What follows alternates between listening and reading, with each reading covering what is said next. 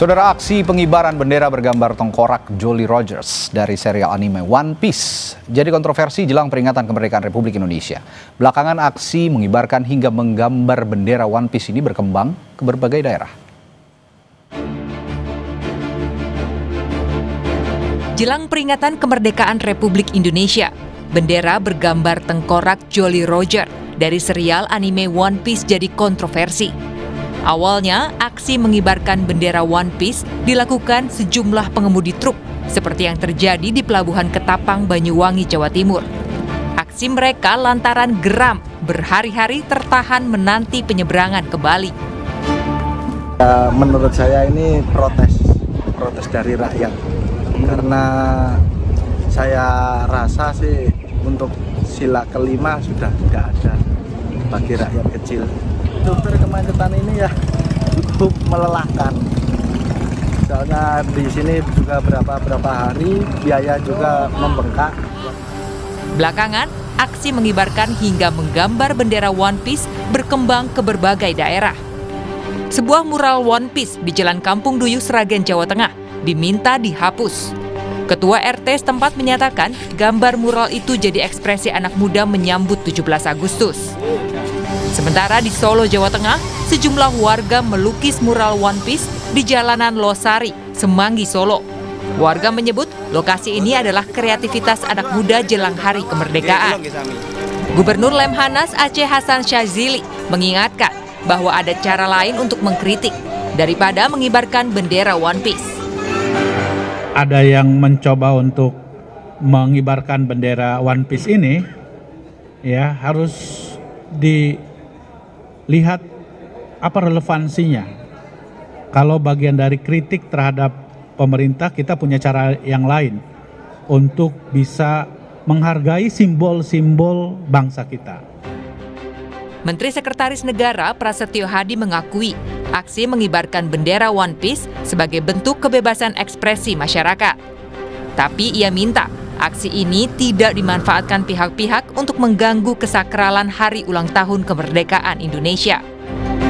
Kalau berkenaan dengan kreativitas dari kawan-kawan komunitas-komunitas, tentu itu sebagai sebuah kebebasan berekspresi dan tidak ada masalah.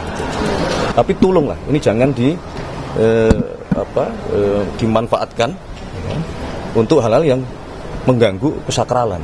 Misalnya kemudian memanfaatkan kreativitas tersebut ya, untuk menghimbau ya, supaya mengibarkan bendera-bendera selain bendera merah putih. Kan itu yang tidak benar gitu. Sementara itu, Bareskrim Polri enggan berkomentar banyak terkait aksi pengibaran bendera One Piece jelang peringatan kemerdekaan. Bareskrim meminta agar masyarakat tetap menjaga persatuan dan kesatuan bangsa. Tim Liputan Kompas TV.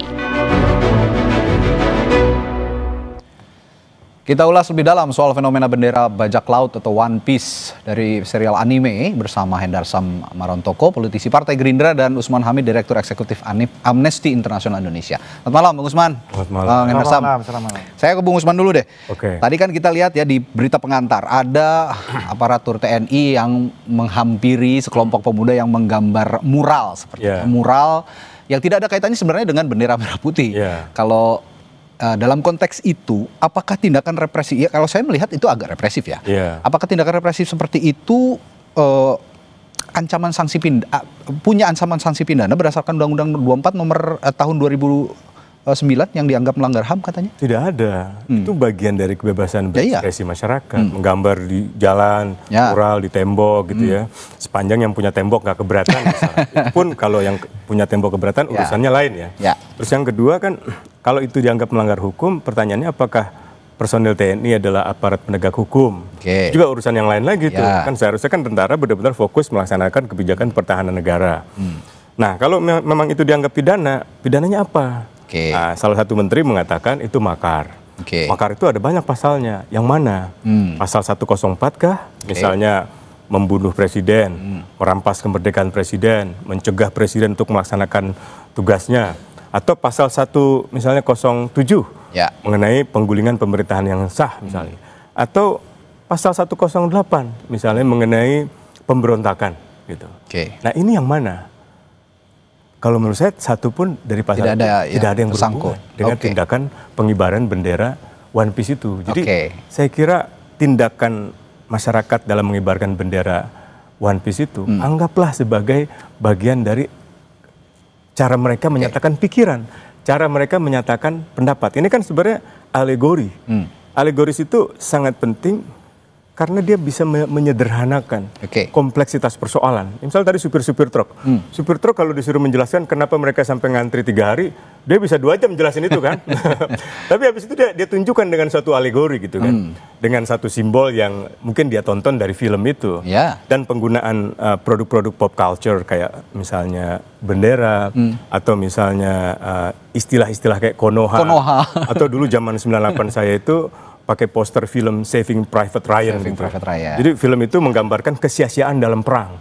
Kesia-siaan perang itu karena pemerintah suatu negara mengirimkan tentara yang tidak berpengalaman ke suatu medan perang yang akhirnya mengakibatkan tentara kita itu mati gitu. Nah jadi metafora, alegori, aforisme itu menurut saya kekayaan budaya kita yang harusnya dihormati, dihargai kan daripada masyarakat misalnya merusak pelabuhan kan nggak mungkin kan gitu kan. Tapi di sisi lain, saya ke Bung Hendar Sam nih. Di sisi lain Bung Hendar Sam, tadi juga di berita pengantar kita lihat ada bendera merah putih disandingkan dengan bendera One Piece. Nah, apakah itu yang dinamakan juga delik pidananya di situ ada? Karena kan diatur juga dalam Undang-Undang Nomor 24 tahun 2009 tentang bendera, bahasa dan lambang negara. Ya, jadi memang kan saking sakralnya bendera negara ini sampai harus dibuatkan satu undang-undang tertentu. Ya kan, tentang bendera negara, tentang lambang negara, tentang lagu kebangsaan, tentang bahasa kan seperti itu. Jadi saya rasa ini, saya konteksnya sama seperti yang disampaikan oleh tadi Mensesnek, bahwa kenapa gerakan ini terjadi, pemerintahan Pak Prabowo ini sangat terbuka sekali dengan segala macam kritik. Ya, Mas Usman mungkin juga sudah sama-sama tahu di pemerintahan Pak Prabowo ya, yang kalau kita lihat dengan sebelumnya, apakah orang yang bersuara vokal ini sampai ada banyak ditangkap-tangkapin ya. Saya oposisi 2019 ratusan bahkan ribuan mungkin, dengan beliau juga mungkin kita yang memberikan itu sangat jauh ya untuk dari sisi ininya. Cuman maksud saya kan ada 2 hal yang harus kita lihat, bahwa satu ya kan, gerakan ini sebagai ekspresi sosial dan politik dan juga kreativitas kita terbuka, sangat terbuka dengan hal tersebut. Tapi satu ya kan, jangan kita mendowngrade bendera merah putih ini disandingkan dengan anime apa namanya One Piece ini. Satu ini bukan kultur bangsa Indonesia. Anime ini dari infiltrasi dari Jepang. Dan kedua, konteksnya juga nggak semua juga tahu ini apa namanya itu filosofi dari One Piece ini. Harus nonton dulu kayaknya. Harus nonton dulu. Saya juga cek baru nggak ada yang tahu ini FOMO juga ya kan. Yang ketiga, One Piece ini kan perompak. Nah kan gitu kan. Yang ketiga juga menjelang apa namanya itu proses hari kemerdekaan kita. Bagaimana kita berdarah-darah. Bagaimana para pejuang kita berdarah-darah untuk mendapatkan kemerdekaan itu, dan kita tanda kutip kita rusak kesakralan itu dengan cara-cara seperti ini. Sebenarnya kalau momennya itu dilakukan tidak ya kan, tidak apa nama itu menyandingkan dengan bendera merah putih, tidak dalam apa namanya itu countdown menuju 17 Agustus di tahun ini, mungkin nggak akan seseram ini. Jadi yang ujungnya yang kita lihat ujungnya memang politiknya agak sedikit kental di sini, karena bicara masalah momentum. Jadi ini aktivis tulen ini, ya kan?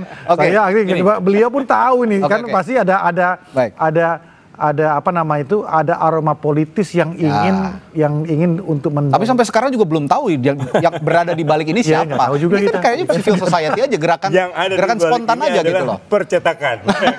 Dan itu menumbuhkan ekonomi baru. Nah, balik lagi.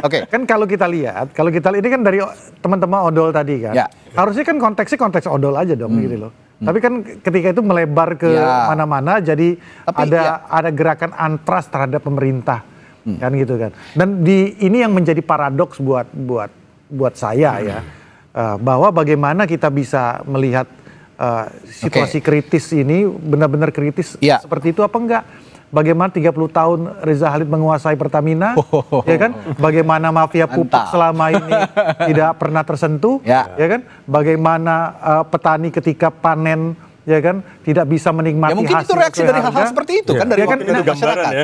Iya kan, ya gambarannya kan harusnya bukan pada saat ini, harusnya pada saat One Piece itu hadir pada saat Prabowo belum memerintah kan gitu kan harusnya kan. Begini. Kan jadi paradoks kan. Begini. Tapi kan? Ini ada narasi juga tadi kita saksikan juga di berita pengantar dari Mensesnek Prasetyo Hadi bahwa ini dikhawatirkan memecah belah bangsa. Tapi kalau menurut Bung Usman ada nggak unsur memecah belah bangsa itu atau jangan-jangan ini ya karena itu masalahnya tadi karena lambang negara aja. Kalau di luar itu misalnya soal mural di tengah jalan itu tidak ada masalah. Bayangkan kalau anime One Piece itu adalah lambang dari sebuah negara. Katakanlah negara Amerika Serikat misalnya gitu ya kan. Lalu masyarakat mengibarkan benderanya sambil merobek bendera merah putih. Atau melakukan tindakan lain yang merendahkan martabat bendera merah putih. Itu mungkin bisa kena undang-undang tentang lambang negara, tentang bendera. Banyak negara, sebagian negara memang melarang itu. Sebagian lagi membebaskan sepanjang itu tidak misalnya menyerang orang, merusak properti gitu kan. Nah, tapi dalam kasus yang sekarang, kalaupun ia disandingkan dengan bendera, tergantung niatnya. Misalnya tadi mau dimasukin ke pasal makar ya. Pasal makar itu kan bukan hanya ada niat, tapi ada permulaan perbuatan. Nah, permulaan perbuatannya mana nih? Kalau pasal 104 arahnya ke pembatasan kemerdekaan presiden, pembunuhan presiden. Kalau pasal 108 menggulingkan pemerintahan yang sah dengan senjata loh, dengan kekerasan loh makar itu. Apakah ada senjatanya? Apa ada kekerasan? Rasanya nggak ada. Apalagi tadi yang diberikan kesempatan untuk bersaksi supir truk.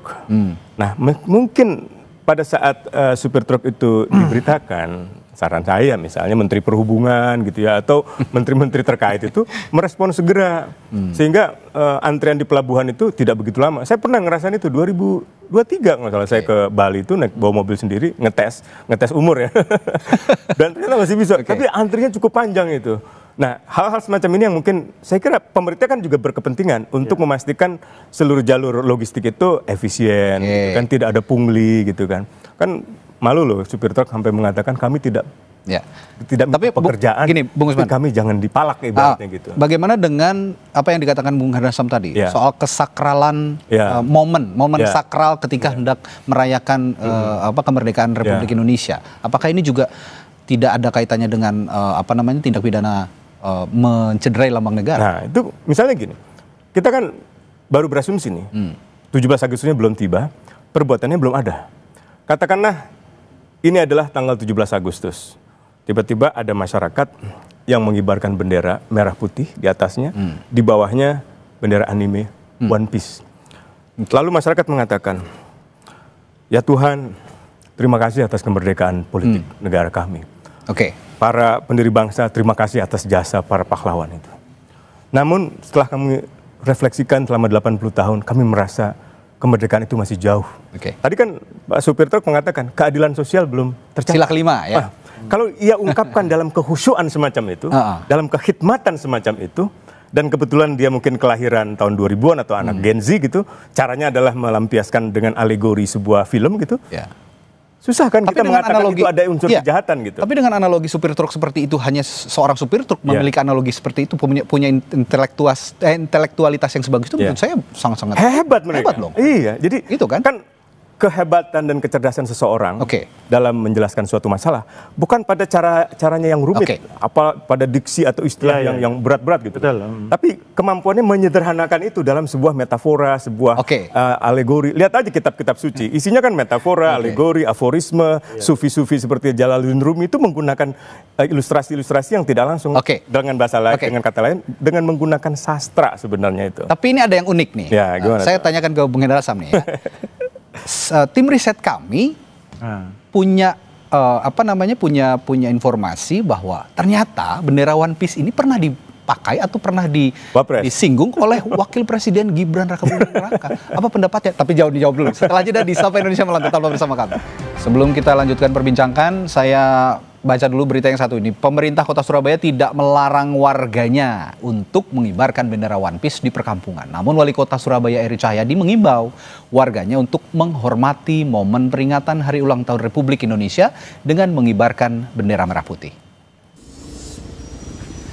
Dari data Badan Kesatuan Bangsa dan Politik Bakes-Bangpol Kota Surabaya, terdapat 6 titik lokasi pengibaran bendera hingga grafiti di perkampungan berlambang One Piece. Namun bendera dan gambar One Piece itu telah diturunkan dan dihapus oleh aparat. Menanggapi hal itu, Wali Kota Surabaya Eri Cahyadi bilang tidak ada larangan pasti warga untuk mengibarkan bendera kartun anime One Piece. Tetapi Eri memohon kepada warga Surabaya untuk tidak mengibarkan bendera lain selain bendera merah putih, khususnya di bulan kemerdekaan ini untuk menghargai perjuangan para pejuang dan tidak mengurangi makna dari kemerdekaan Republik Indonesia. Pada warga Surabaya, gak ono larangannya memang. Apakah mau benderanya Naruto sampai kayak no bendera animenya One Piece sampai pasang, ada aturan larangannya? Gak ada. Tapi jangan kurangi makna kemerdekaan kita.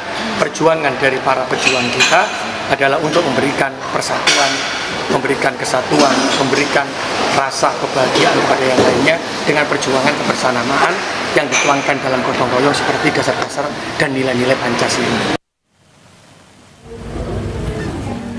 Saudara, sementara itu Gubernur Jawa Timur Hovifah Indar Parawansa juga menanggapi soal polemik pengibaran bendera One Piece jelang Hari Kemerdekaan ke-80 Republik Indonesia. Menurutnya sebaiknya masyarakat menghormati bulan kemerdekaan dengan hanya mengibarkan bendera merah putih. Hovifah menyatakan bahwa merah putih harga mati untuk masyarakat diminta agar menghormati bulan kemerdekaan dengan hanya mengibarkan bendera merah putih sepanjang bulan Agustus. Hovifah juga mengaku telah memberikan atau membagi-bagikan bendera merah putih langsung ke masyarakat Jawa Timur. Merah putih harga mati, jadi tolong hormati, ini kita pada bulan kemerdekaan, jadi yang kita kibarkan adalah bendera merah putih, itu ya kawan-kawan. Artinya di Jawa Timur imbauan untuk memasang bendera merah sudah, surat edarnya sudah, saya kemana-mana sudah membagi itu bendera merah putih kemana-mana. Ya, apa yang dilakukan atau dinyatakan oleh Pak Eri Cahyadi, Wali Kota Surabaya dan Gubernur Jawa Timur Hovifah sebenarnya senafas dengan apa yang kita bicarakan hari ini. Kan sepanjang itu tidak disandingkan dengan bendera merah putih, tidak masalah gitu. Jadi apa yang Anda dorong kira-kira ke depannya untuk fenomena One Piece ini? Ya itu tadi aja, sebenarnya masalah momentum aja. Jadi karena gerakan masyarakat itu ada yang genuine, ada juga yang tidak hidup di ruang kosong. Memang kan seperti itu kan. Nah kalau saya melihatnya gini ya, bukan kritik tapi masukan kepada adik-adik kita bahwa memang kita ini mengalami krisis nasionalisme. Bagaimana tendensi anak-anak muda kita ini lebih senang mentertawakan bangsanya sendiri dan negaranya sendiri.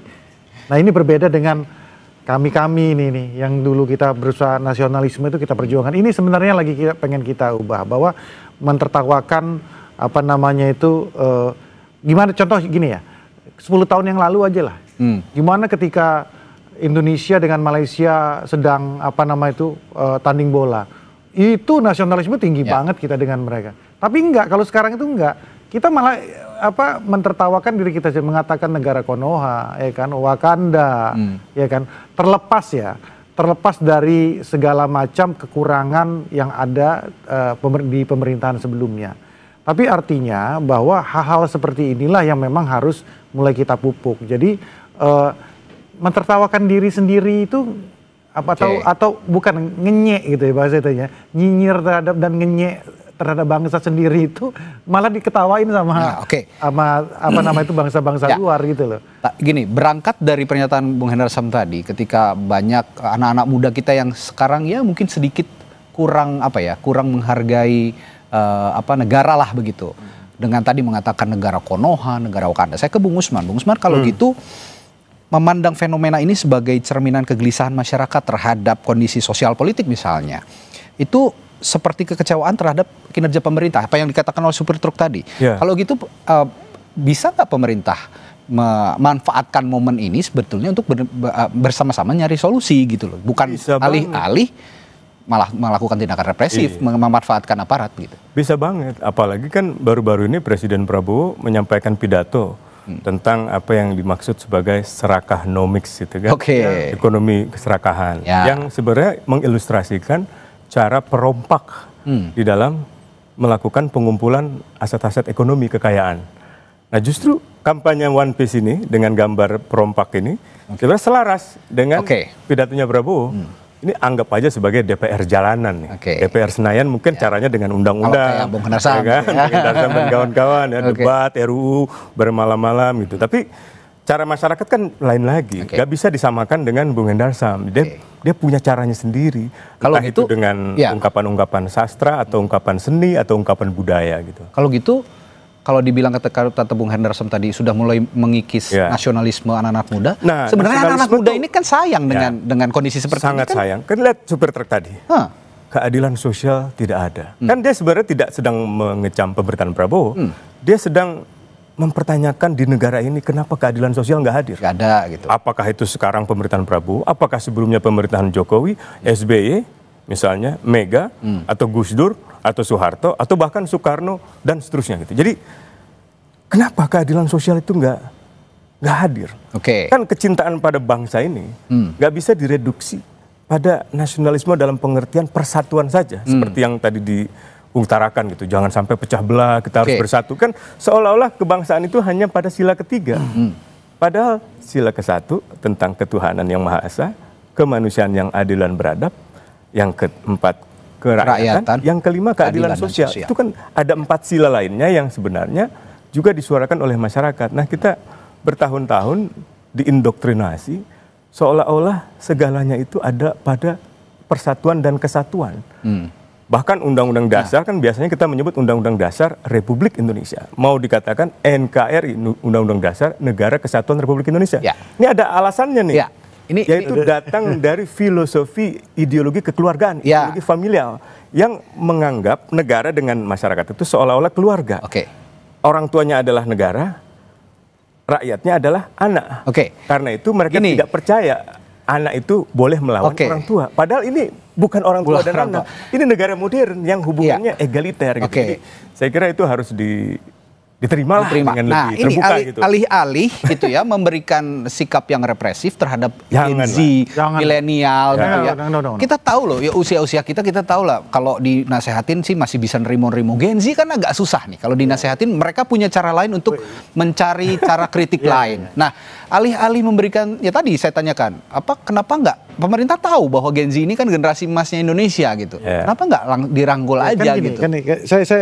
Kita harus pilah dulu. Odol ini apakah mereka kan selalu punya cara gitu loh. Masalah odol ini, tapi kan bukan hanya odol ya. Iya, kayak konteksnya sudah meluas kan. Bung Usman tadi kan. Konteksnya odol apakah ini mewakili Gen Z atau tidak? Kan ini kan hal yang berbeda sebenarnya kan. Jadi ini kan masyarakat kecil bawah dan pekerja-pekerja yang ada pada saat itu. Dan ini nggak bisa kita samakan dengan Gen Z yang mungkin punya perspektif yang berbeda tentang ini. Ya, memang masalah odolnya masalah keadilan sosial. Itu tentu. Dan saya mensupport hal tersebut apabila memang ini harus diselesaikan secara cepat-cepatnya. Tapi di satu sisi bahwa memang kita algoritma sosial kita ini menjurus ke arah terkikisnya nasionalisme, ya kan? Ini yang menurut saya kita agak miris dengan kami ya, yang boomers ini, ya kan? Bagaimana kita sekarang saya balik bertanya kan, teman-teman adik-adik kita itu kan tahu nggak, ya kan, pahlawan-pahlawan kita itu siapa-siapa aja sih, ya kan? Apa yang sudah dilakukan, ya kan? Dari daerah mana segala macam. Saya rasa belum tentu tahu gitu kan. Nah, ini yang sebenarnya masukan saya, ini dua hal yang kreativitas anak muda ini dengan rasa nasionalisme mereka itu harus tetap ditumbuhkan. Bagaimana contoh Amerika ya kan bisa mengglorifikasi ya kan keamerikaannya itu sampai ke luar negeri kan. Film Amerika lawan Vietnam aja Amerika itu kalah, tapi dengan film Rambo dia bisa menang. Jadi hal seperti ini sebenarnya yang ke depan harus maksudnya ada titik temu antara kreativitas dari Gen Z ini tapi dengan rasa nasionalisme. Kalau saya boleh menyimpulkan perbincangan malam hari ini, jangan buru-buru menyimpulkan bahwa ini tindak pidana. Harus dipilah juga. Itu tidak. Saya juga jangan menyimpulkan buru-buru ini tindak pidana. Harus dipilah juga konteksnya mana kreativitas, mana yang menghina lambang negara. Baik, terima kasih Bung Usman, Bung Hendar Sam sudah berbagi perspektifnya malam hari di Sapa Indonesia Malam. Tetaplah bersama kami saudara, setelah jeda Sapa Indonesia Malam akan kembali dengan informasi lainnya. Kapal cepat